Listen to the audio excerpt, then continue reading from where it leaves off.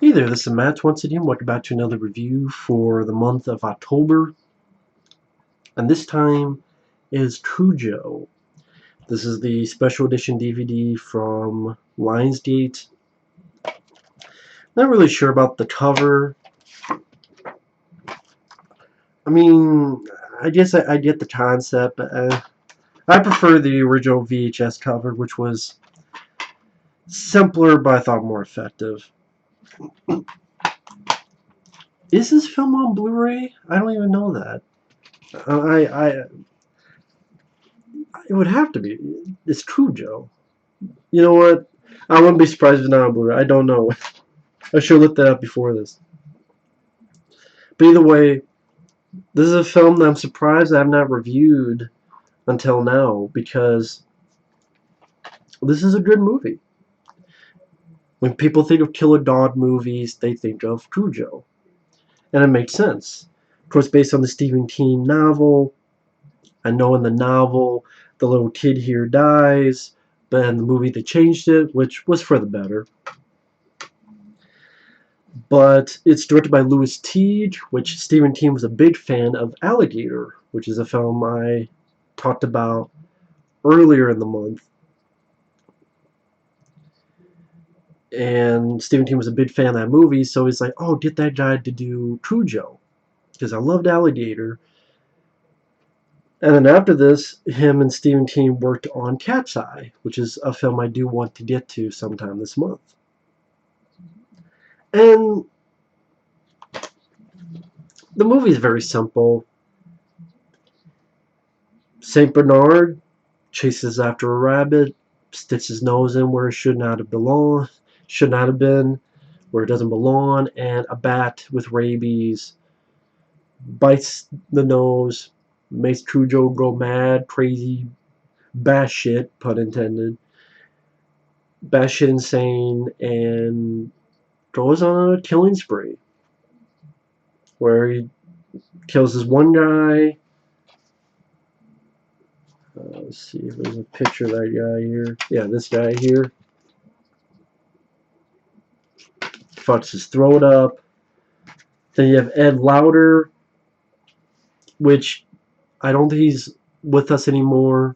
But Ed Lauder, if you've seen Death Wish 3, the cop who works with Charles Bronson, that actually helps him out at the end in Death Wish 3, that's Ed Lauder. He's been in a lot of other stuff too.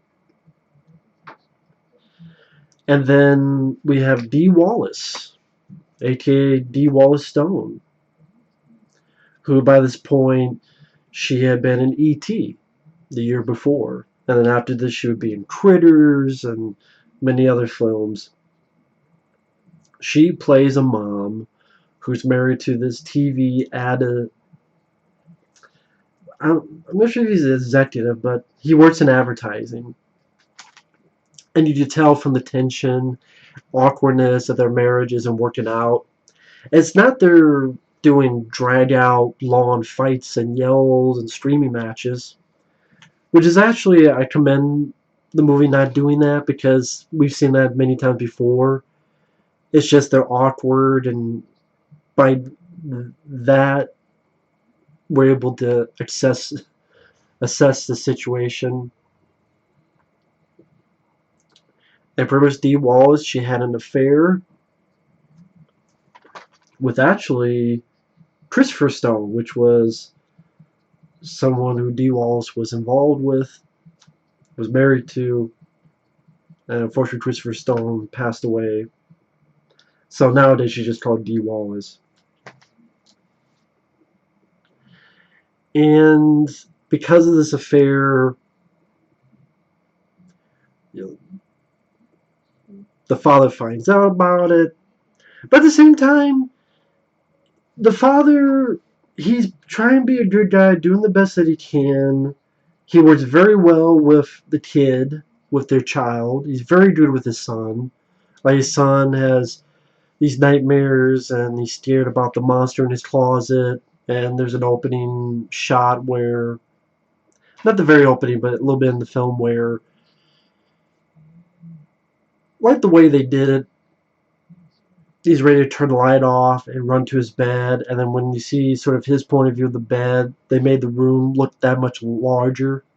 And he's running, and the camera does this little sort of pan upside down as he jumps onto the bed. And you get some good looking shots, and that's because you had, I believe you had Jan de Bont as the DP. Jan de Bont, the same guy who would go on to direct Speed and Twister. He worked on this movie. Other good looking shots, there's a moment where after Dee Wallace and the kid go to this place to try to get this car fixed while the father's away on an emergency for his job. The car breaks down, they get attacked by the dog, and they're stuck in there. And day by day goes by, heat and dehydration kicks into effect, and she has to figure out what to do next. And there's a shot where she's been attacked, and the kid is crying, and it's inside the car, and it's like this 360 going from her to the kid again and again and again. So you have some really good looking shots of that nature. The way they handle the dog is very effective, extremely well done, because it really does seem like a dog banging his head against a fucking car, pushing the door in further and further. And it really does seem as if this dog is really attacking people.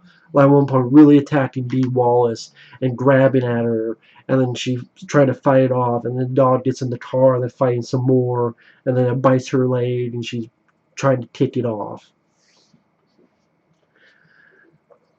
The dog attack sequences, there's some nice POV shots of the dog, like when she's trying to hit with the bat. Like each time she hits it with the bat, it'll go cut to the POV, and the POV will like do this or do this or do this as if it's getting hit. I think that's because Lewis Teague, I think he had said he doesn't actually want to show the bat hitting the dog, because no matter what, an audience might feel bad. Maybe because subconsciously they know it's a movie. It's like, oh yeah, did they really hit a dog with a bat? But by doing it with POV shots and certain ways of framing, they could avoid all that. I thought that was a smart idea by Lewis Teague. Me, I wouldn't have cared. I mean, I know they probably, if you really were hitting a dog like that, you probably use like fake stuffed pieces. You have a fake dog and things of that nature. But yeah, they look real and believable. Dee Wallace, definitely one of her best performances. And I commend them with sticking with the fact the character did have an affair. Because you could easily write it, well, no, she didn't have an affair, because people will find her too unlikable. Come on, this woman had an affair, and the father seems, he's not an asshole, and he seems like a good guy, so it makes that lead character, will she be too unsympathetic? Will the audience not care about her? But even though she had, she had the affair, she still felt bad about it, and, you know, she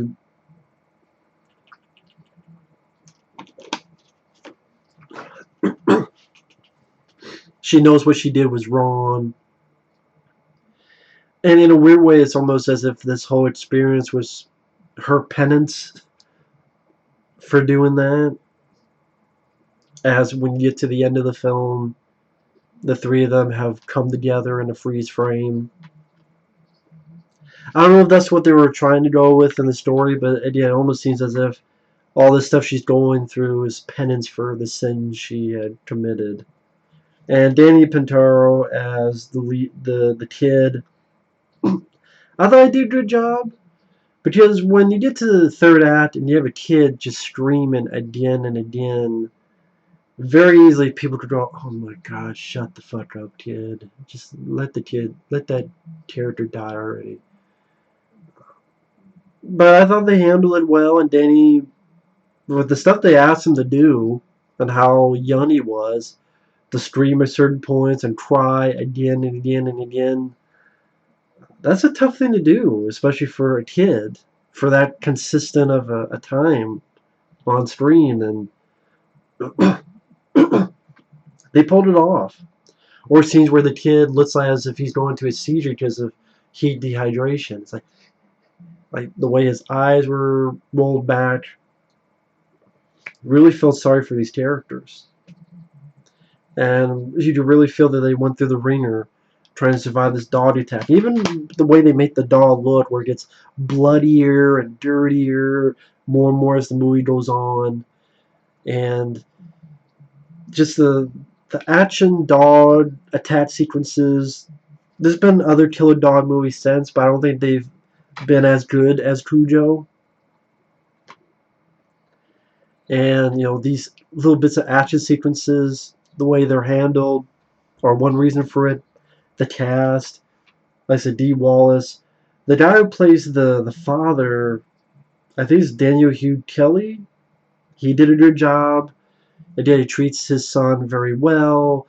Makes this poem, this mantra to help his son defeat the monsters in the basement. Just to help him sleep. He's a really good dad. Charles Bernstein's score. Charles Bernstein did the score for films like A Nightmare on Elm Street, and I believe April Fool's Day from '86. Very nice job on the score. Like I said, some really good looking shots. Another one is when, uh, not this kid, but Ed Lauder's son is trying to call for his dog, Cujo, and Cujo comes out of the fog, and the way this fog looks, and it comes out, and you wonder if it's going to attack this kid or not, but then it doesn't, and walks off into the fog. Did some really good looking shots. And the movie's not long at all. It's 90 some minutes. And I had not seen this film for a while, but it was pretty cool to watch it again. I mean, there's a reason why so many people, when they think of a killer dog, they think of Cujo. Because like the elements came together and they did an effective job of you being weary about dogs. About yeah, I don't know about dog. Like they make a dog. You never know to buy a cat attacking you. Sorry, Strays with Timothy Busfield. I don't buy a cat trying to attack me. It's not going to be a ninja and trying to cut my throat at night. I'm not going to buy certain animals that are common pets. Dogs, though, that's believable. And when you see a movie like this, it makes you think twice of getting a dog. And definitely makes them believable as a dangerous animal, as they can be from time to time. But yeah, I can't really think of much problems I have with the movie. So, Cujo. Definitely one of the better Stephen King movies. Solid flick. Did well when it came out. Uh, this DVD actually has a 3-part documentary, which at the time interviews with Dee Wallace, Lewis Teague, Danny Pintauro, I think Yandabon. Was Yandabon interviewed? I can't remember. I think he was. I think so. And a few other folks.